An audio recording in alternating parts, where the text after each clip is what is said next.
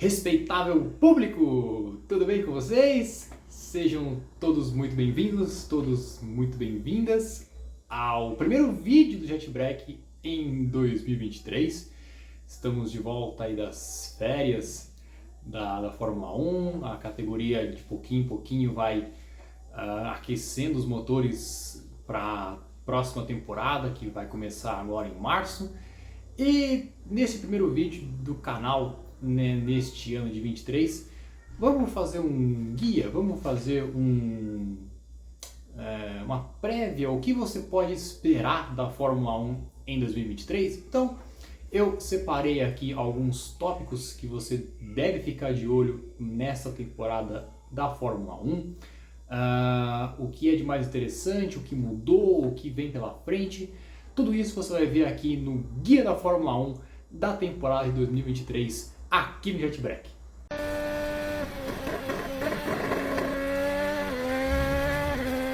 Primeira coisa que você deve saber do regulamento da Fórmula 1, né, em 2023 é que o regulamento técnico ele é basicamente o mesmo de 2022. Se você não sabe o que mudou de 2022 para cá, eu te explico sem problema nenhum. Se você não sabe, em 2022 a Fórmula 1 implementou uma gigantesca mudança no seu regulamento técnico, visando a eterna busca da categoria em fazer os seus carros andarem mais próximos uns dos outros e facilitar as ultrapassagens.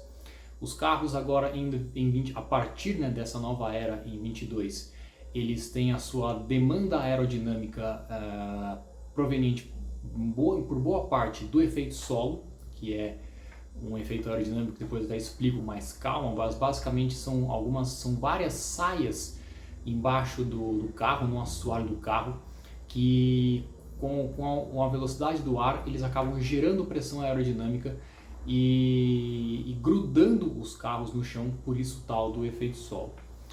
Além disso também, os apêndices aerodinâmicos que eram muito presentes nos carros da Fórmula 1 até o ano passado, até 2021, aliás, vou até pegar aqui ó, o carro do campeão mundial de 2021, o do Max Verstappen.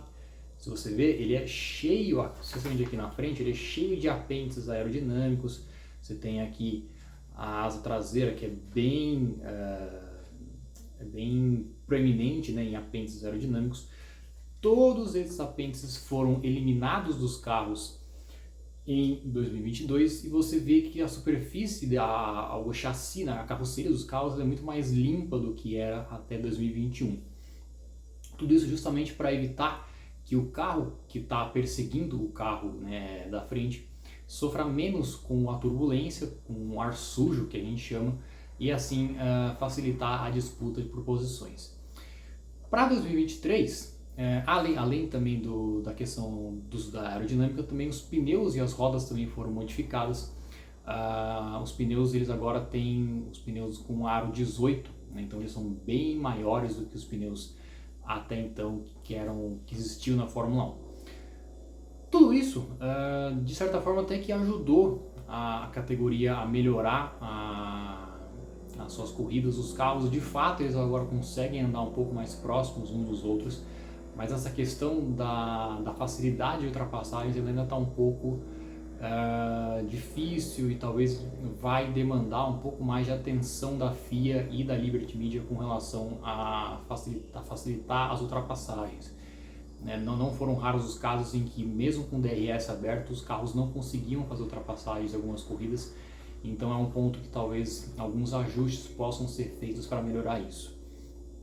E para 2023, o regulamento ele é praticamente o mesmo. A única coisa que está no regulamento aqui é o de mais significativo, né, para as equipes e para os fãs, é que foi feita uma diretriz técnica da FIA em que o assoalho dos carros ele vai ser um pouco diminuído para evitar o fenômeno do porpoising ou kick dos carros, que é quando o fluxo de ar que passa pelas saias, né, dos túneis de Venturi do efeito solo acaba estolando o assoalho e aí acaba gerando um efeito de kick nos carros, o que prejudicou muito no começo da temporada os carros e os pilotos também. Muitos pilotos reclamaram de dores nas costas.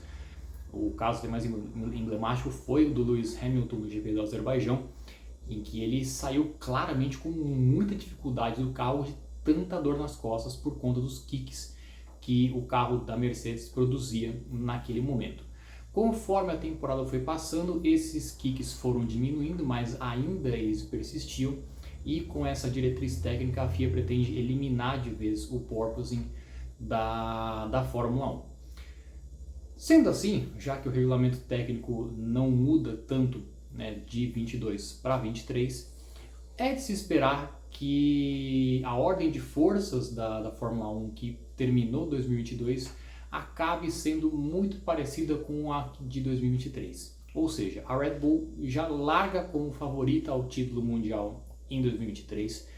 A Red Bull que fez um conjunto, né, quase imbatível, né, em 22, com o RB18 e o Max Verstappen venceram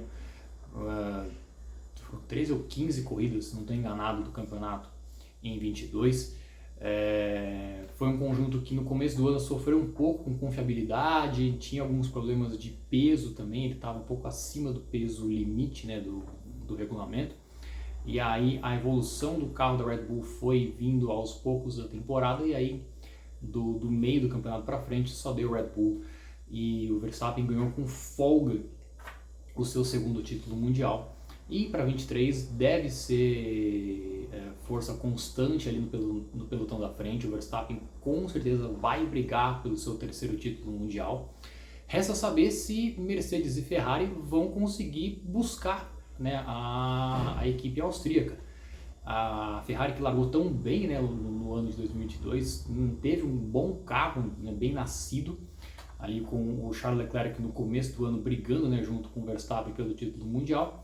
Mas aí, daquela sequência de erros e bizarrices que a gente viu na temporada passada, foram afligindo a campanha tanto do Leclerc quanto da Ferrari, e aí do meio do ano para frente a Ferrari foi mera coadjuvante na temporada, e viu inclusive a Mercedes alcançar a equipe italiana em termos de desempenho.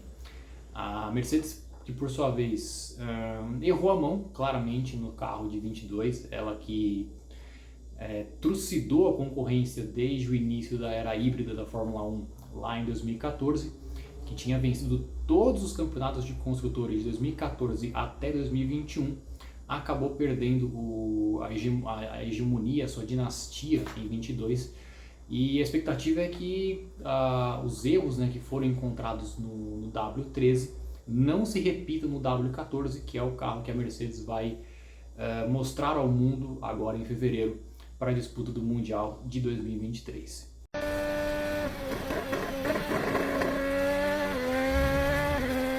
Vamos então falar do calendário da Fórmula 1 para 2023, aqui no guia da temporada do Jet Black. Nesse ano nós teremos, assim como em 2022, 23 corridas previstas no calendário. Estavam previstas 24 corridas, que seria o maior calendário da história da Fórmula 1.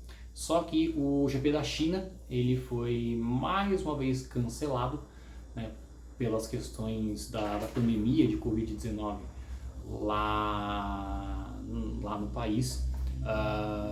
Inclusive até agora no comecinho do ano o governo chinês até tentou trazer de volta o Grande Prêmio da China, né, por conta da flexibilização das restrições sanitárias lá no território chinês, porém acabou não havendo tempo hábil para que fosse feita a logística, né, da Fórmula 1 para levar a categoria até Xangai, né, o circuito lá que recebe a Fórmula 1, e então acabou-se por cancelar de vez mesmo a corrida que seria, né, disputada no GP da China. E vamos ter então só 23 etapas mesmo neste ano. Novidade é que teremos agora 6 etapas de sprint, né, no calendário. Já dobra, né, o número de sprint races na temporada. Teremos 2 rodadas triplas no calendário, ou seja, 3 corridas em sequência para desespero de equipes e mecânicos.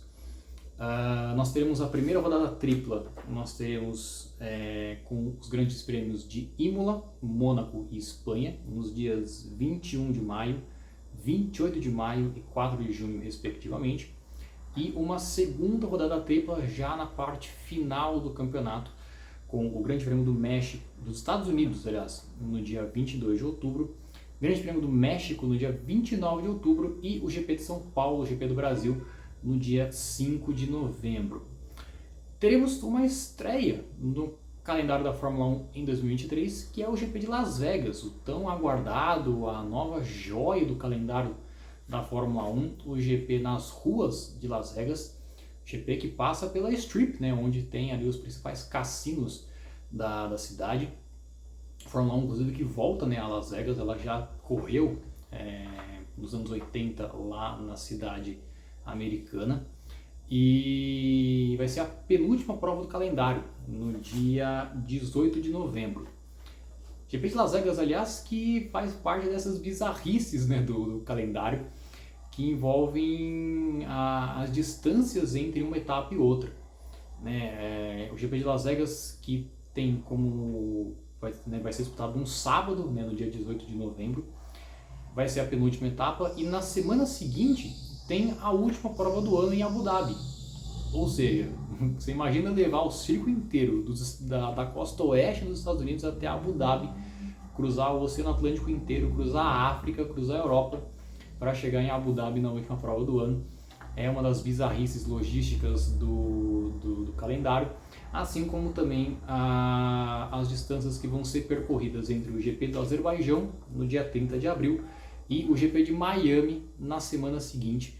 Também um desespero logístico você levar todos os equipamentos, todo o circo da Fórmula 1 do Azerbaijão ali quase bem no leste europeu, já quase na Ásia, até a costa leste dos Estados Unidos. É uma das grandes bizarrices do calendário da Fórmula 1 para 2023, que prometia ser um calendário mais responsável em termos de distâncias, né, aquela meta que a Fórmula 1 tem de neutralizar suas emissões de carbono até 2030, pelo menos neste ano não vai ser cumprida essa meta.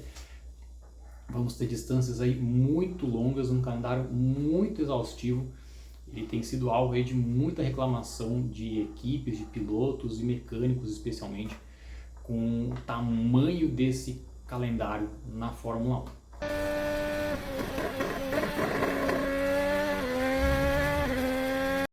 Então, para a gente finalizar o nosso guia, vamos falar então dos pilotos estreantes neste ano de 2023. Vamos começar pelo Logan Sargent, piloto americano da Williams. Ele chegou à Fórmula 1 através da sua campanha na Fórmula 2, agora em 2022. Ele chega como piloto de desenvolvimento, né, da Williams, e muito também pelo pacote Estados Unidos que vem junto com ele, né? A Fórmula 1 volta a ter um piloto americano no grid depois de muito tempo. Era já um desejo da Fórmula 1 ter um piloto dos Estados Unidos no grid, justamente para chamar a atenção do público norte-americano, que sempre foi o grande desejo da Fórmula 1 em conquistar o território dos Estados Unidos e popularizar a Fórmula 1 por lá. E o Logan Sargent é uma dessas tentativas, né, de fazer com que a Fórmula 1 engrene de vez lá nos Estados Unidos. Não se sabe qual vai ser o teto de produção dele. Ele chega para substituir o Nicolas Latifi, então a comparação com ele não vai ser muito ruim. Afinal, o Latifi, apesar de todos os memes, né, que foram produzidos ao longo da carreira dele na Fórmula 1, passou longe de ser um piloto competente. E o Sargent tem a missão de pelo menos ser um pouquinho melhor que o Latifi, que não é muito difícil, presumindo-se que o Sargent tem um certo talento e tem já ele já está sendo maturado há mais tempo nas categorias de base. Um outro estreante também, que é um estreante veterano, se a gente pode dizer assim, é o Nyck de Vries, piloto holandês que vai correr pela AlphaTauri nesta temporada. O De Vries teve uma trajetória um pouco peculiar na sua trajetória no automobilismo. O De Vries ele foi campeão da Fórmula 2 em 2019 e foi um dos raros casos em que o campeão da categoria de acesso à Fórmula 1 não conseguiu uma vaga no grid no ano seguinte.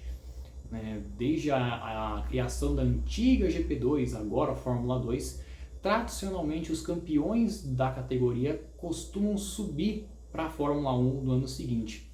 Isso não aconteceu com o De Vries.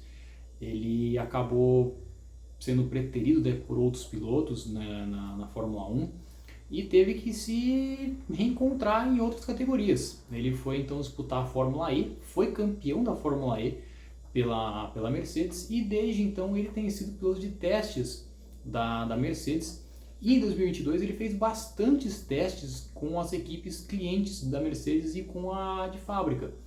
Ele treinou no primeiro treino livre da sexta-feira pela Williams, pela Aston Martin, pela Mercedes, e quando já se imaginava que ele nunca mais teria uma chance na Fórmula 1, eis que o Alex Albon, piloto da Williams, tem uma crise de apendicite e ele é chamado às pressas para substituir o Albon no GP da Itália, lá em Monza, e ele brilha de uma maneira impecável. Ele consegue terminar a corrida na 9ª posição, já marcando pontos na sua estreia da Fórmula 1, tendo um desempenho muito, muito bom para sua primeira corrida na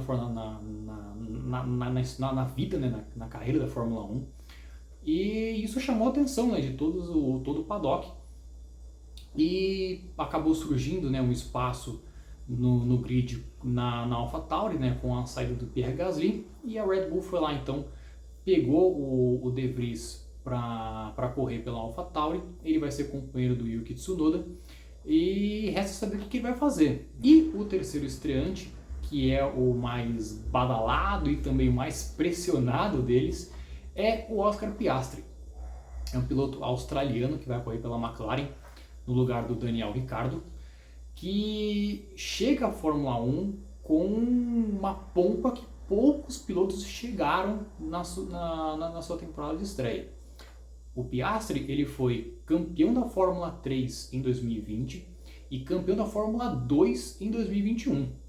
Para você ter uma ideia, só 2 pilotos conseguiram fazer isso desde que a Fórmula 1 ajustou, né, a sua pirâmide de acesso à Fórmula 1, que foi o George Russell e o Charles Leclerc, que conseguiram vencer a Fórmula 3 e a Fórmula 2, para você ver o tamanho do feito que o Piastri conseguiu.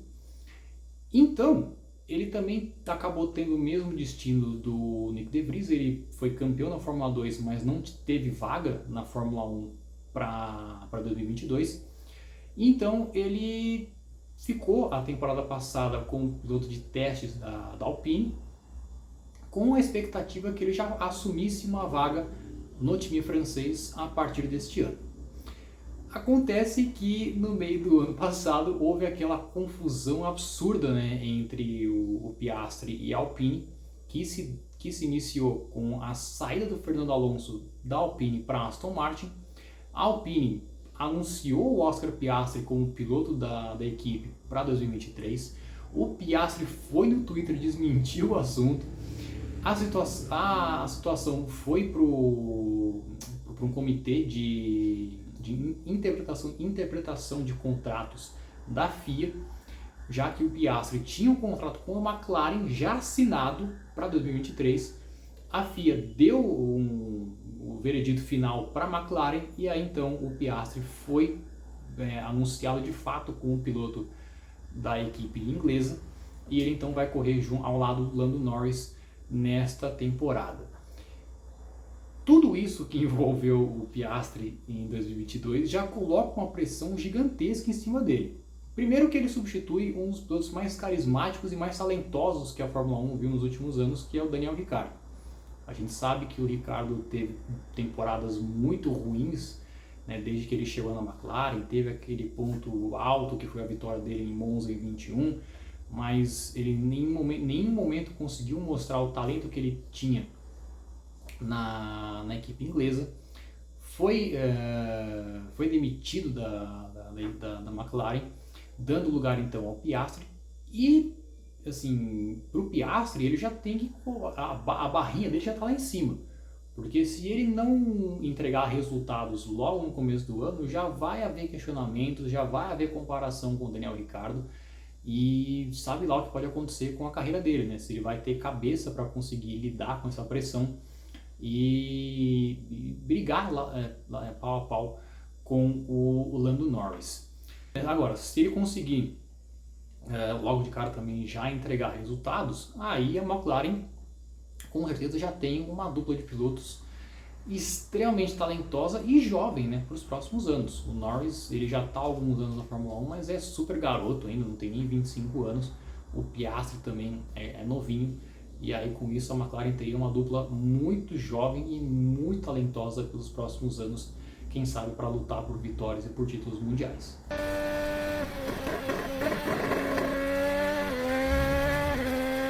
Então é isso, minha gente. Espero que vocês tenham gostado desse vídeo. Este foi o guia da Fórmula 1 para 2023 aqui no JetBrack. O que você está mais empolgado para saber, para saber o que possa acontecer na temporada da Fórmula 1? Deixa aqui nos comentários, fala, vamos bater um papo aí sobre o que você está esperando da Fórmula 1 para esse ano. Se você está empolgado com o GP de Las Vegas, se você está empolgado com algum piloto, se você acha que a Mercedes ou a Ferrari vão conseguir bater de frente com a Red Bull. Então, comenta aí, fica à vontade, já deixa o like também, que ajuda muito o canal a continuar crescendo aqui no YouTube. A gente se vê então nos próximos dias, e qualquer novidade a gente volta também lá no Instagram do JetBrack para te atualizar das notícias da Fórmula 1. E vamos que vamos! Obrigado, meu povo! Espero que vocês tenham ficado até agora neste vídeo gigantesco, já teve mais de 20 minutos. E a gente se vê então no próximo vídeo de JetBrack. Aquele abraço, valeu!